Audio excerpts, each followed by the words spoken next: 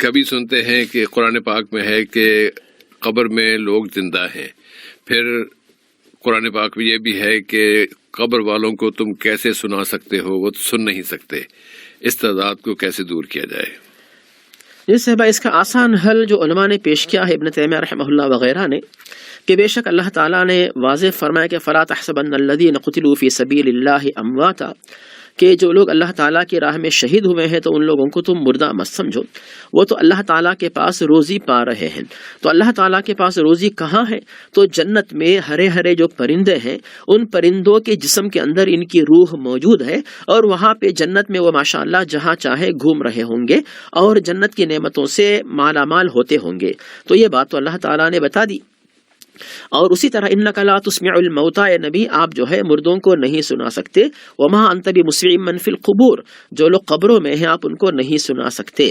تو قبروں تک ہماری آواز پہنچانا یہ کس کا کام ہے؟ یہ تو اللہ تعالیٰ کا کام ہے. براہ راست جب ایک شخص جو ہے دنیا سے جا چکا ہے اور جب آپ اس سے کہتے ہیں کہ اٹھو، اٹھ نہیں سکتا، بیٹھو نہیں بیٹھ سکتا، اور یہ کام کرو، کوئی سوال کیجئے کہ فلاں چابی کدھر ہے اور اسی طرح ATM کارڈ کدھر ہے، پوچھیں گے وہ جواب نہیں دیتا کیونکہ وہ میت ہے. اسی طرح قبر میں بھی جب ہے تو اس تک آواز آپ براہ راست نہیں پہنچا سکتی.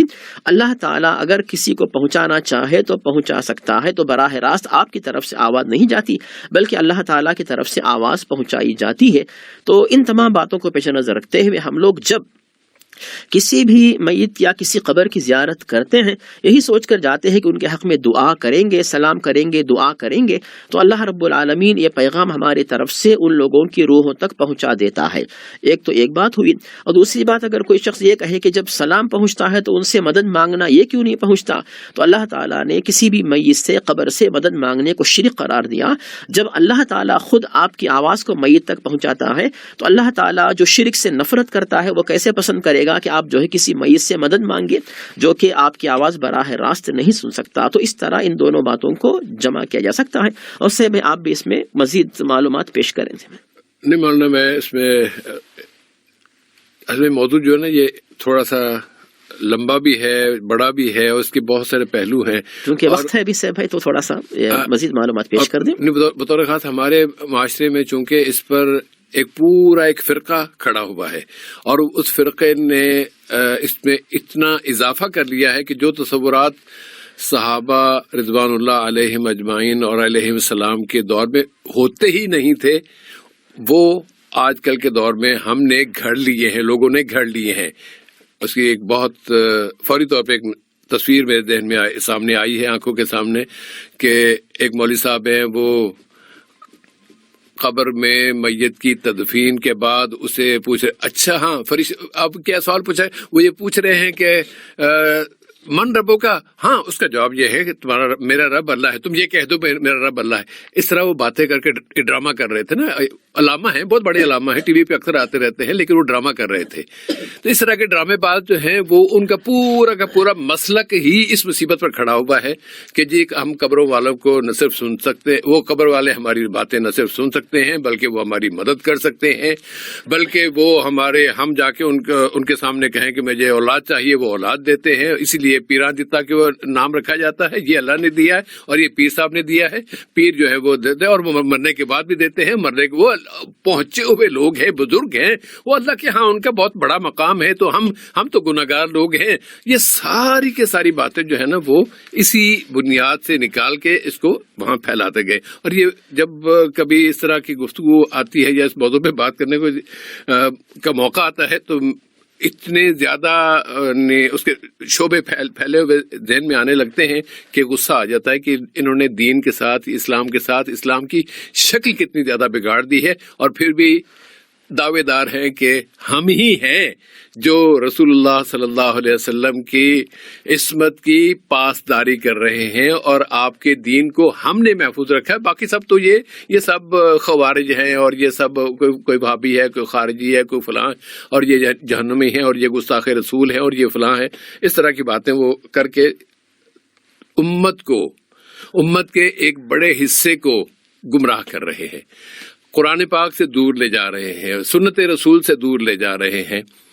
اللہ تعالیٰ نے اللہ کے رسول صلی اللہ علیہ وسلم کی پیاری حدیث، بہت واضح حدیث، اللہ کے رسول نے فرما دیا کہ جب تم درود پڑھو گے، جب تم صلات بھیجو گے مجھ پر تو وہ مجھے پہنچائی جائے گی۔ صحابہ نے فوراً پوچھا یا رسول اللہ آپ تو اس وقت فوت ہو چکے ہوں گے، کیسے آپ تک پہنچ جائے گی آواز؟ یعنی صحابہ کے تصور میں بھی جو بات نہیں تھی کہ کبھی ڈائریکٹ قبر والے سے ہم کہیں کہ آپ پر سلامتی ہو، آپ پر درود ہو، تو وہ تو پہنچے گا نہیں۔ آپ صلی اللہ علیہ وسلم نے یہ نہیں کہا کہ نہیں پہنچتا ہے تمہیں نہیں پتا، سب کو پہنچتا ہے، قبر والوں کو قبر کے اندر سب سنتے ہیں، یہ نہیں کہا۔ آپ نے کیا جواب ارشاد فرمایا تھا؟ آپ صلی اللہ علیہ وسلم نے فرمایا تھا کہ جب دنیا میں کسی بھی جگہ کوئی مسلمان مجھ پر درود بھیجتا ہے تو فرشتے وہ درود لے کر میرے پاس آتے ہیں، میرے جسم میں روح واپس لوٹائی جاتی ہے اور مجھے ان تک آپ کا درود پہنچایا جاتا ہے یا پہنچایا جائے گا۔ یہ ہے جواب اللہ کے رسول کا دیا ہوا۔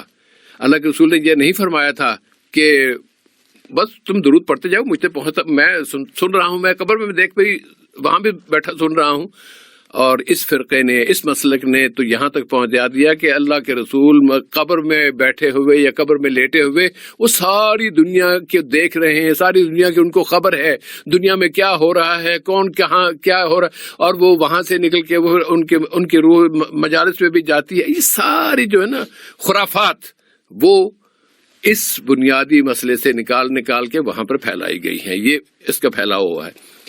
اب اس میں قرآن پاک اور احادیث رسول، سنت رسول صلی اللہ علیہ وسلم، اس کا حضرت عمر بن خطاب رضی اللہ تعالیٰ عنہ کے دور کا واقعہ، جب بارش نہیں ہو رہی تھی تو وہ حضرت عباس ابن عبد المطلب نبی کریم صلی اللہ علیہ وسلم کے چچا کے پاس گئے اور ان سے کہا کہ آپ ہمارے ساتھ چلیے، جا کے نماز میں دعا مانگتے ہیں۔ اور انہوں نے پھر کہا کہ اے اللہ، جب ہم میں نبی کریم صلی اللہ علیہ وسلم موجود تھے تو ہم ان کے ذریعے آپ سے اللہ سے دعا مانگتے تھے، اب وہ دنیا میں نہیں رہے تو اب ہم ان کے چچا جو زندہ ہیں وہ ہم انہیں لے کے آئے ہیں اور وہ بارش کی دعا مانگ رہے، ان کو لے کے آئے تو ان کی دعا قبول کرتے ہوئے بارش برسا دے۔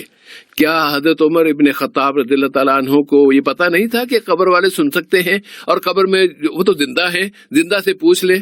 اور پھر اتنے فراڈ، اتنی کہانیاں، اتنی جھوٹی کہانیاں لوگوں نے بنائی ہوئی ہیں کہ اللہ معاف کرے۔